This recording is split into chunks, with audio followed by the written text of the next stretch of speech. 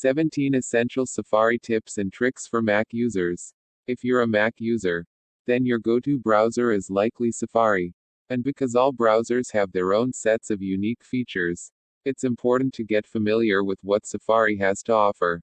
Like many apps, the neatest features may not be obvious.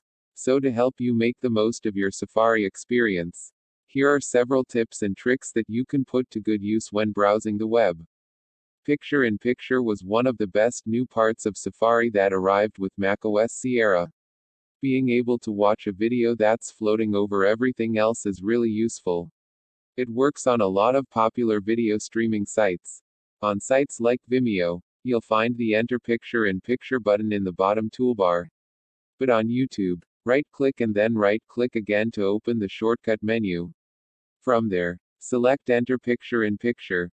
The video will pop right out. You can then drag it to any corner of the screen. To exit Picture-in-Picture, click the small exit button to the left of the play button. Having a functional toolbar with the buttons you use most is key to using Safari. If you never use the home button, for instance, you can remove it, and if you want a button for the sidebar, you can add it. To make changes, right-click on the toolbar and select Customize Toolbar. Then drag the buttons you want from the pop-up window into the toolbar or those you don't want from the toolbar to the window. You can also arrange the buttons as you like. Click Done when you finish. Many people are used to opening a lot of tabs when browsing or working on the web. Safari helps you manage this tab overload by neatly stacking related tabs in the tab overview page. To access it, click View greater than Show Tab Overview from the menu bar. When you're on this page, press the Ctrl+F keyboard shortcut and you'll see a search box at the top. You can then quickly search all your tabs. If you visit a lot of blogs or news sites, you may see a prompt to subscribe to new posts. Rather than denying the request every single time, you can disable this feature altogether. Click Safari greater than Preferences from the menu bar and select the Websites tab. On the left, click Notifications. Then, at the bottom, uncheck the option for Allow websites to ask for permission to send notifications. You can also click the drop-down box to the right of any website in your list to deny or allow notifications for particular sites. If you visit specific sites regularly, you can keep them close at hand by pinning them.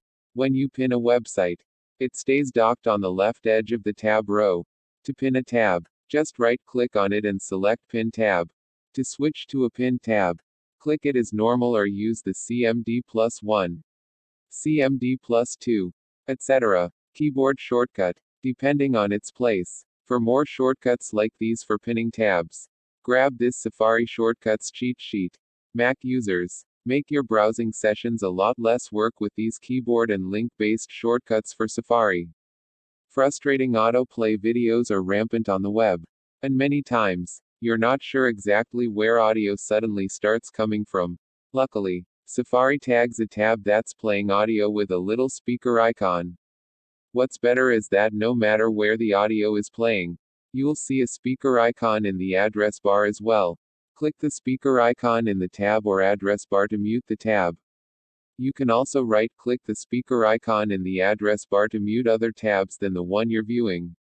When you have several tabs open at once, it can be difficult to find the one you need at the moment.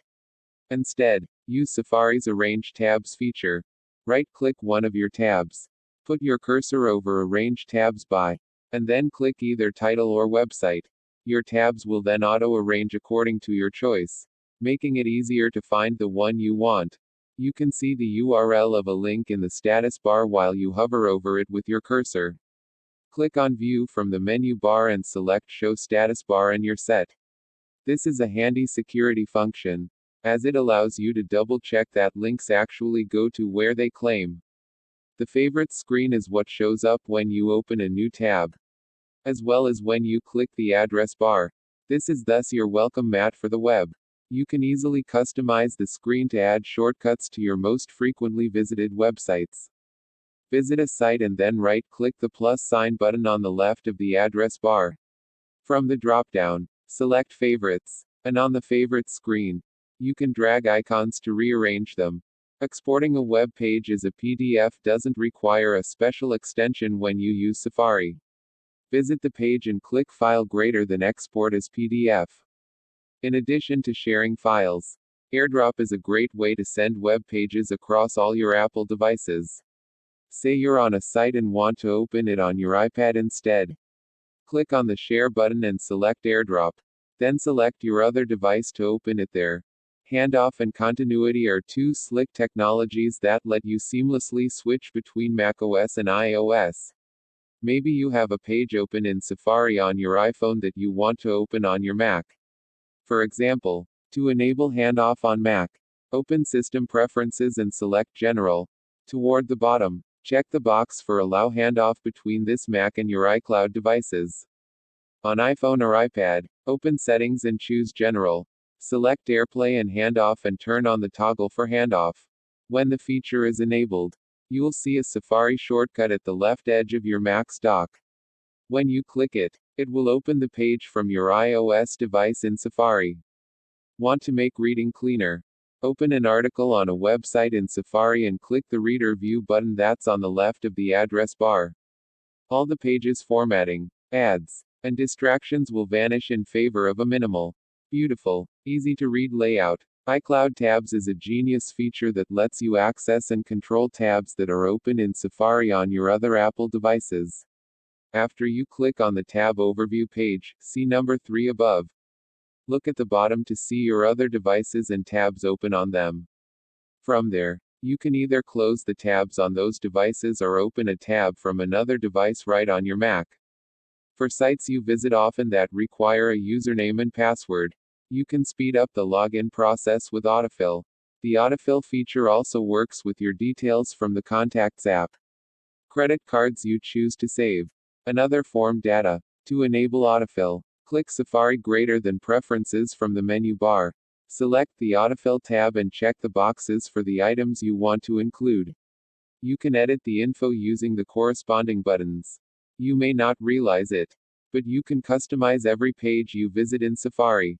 When you land on a page, right-click the address bar and select Settings for this website.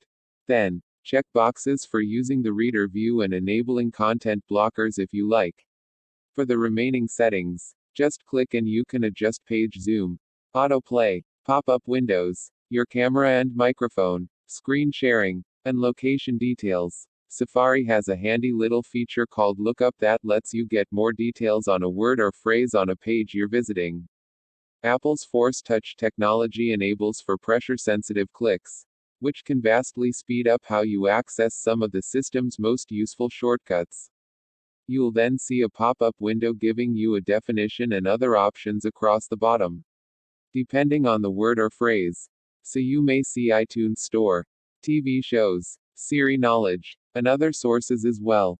These essential tips and tricks for Safari are simple but useful, so try to keep them in mind and take advantage of them as you're browsing or working on the web in Safari on your Mac. Make Safari an even better browser for your Mac by customizing it. Here's how to tweak it to your liking. Text source, makeuseof.com.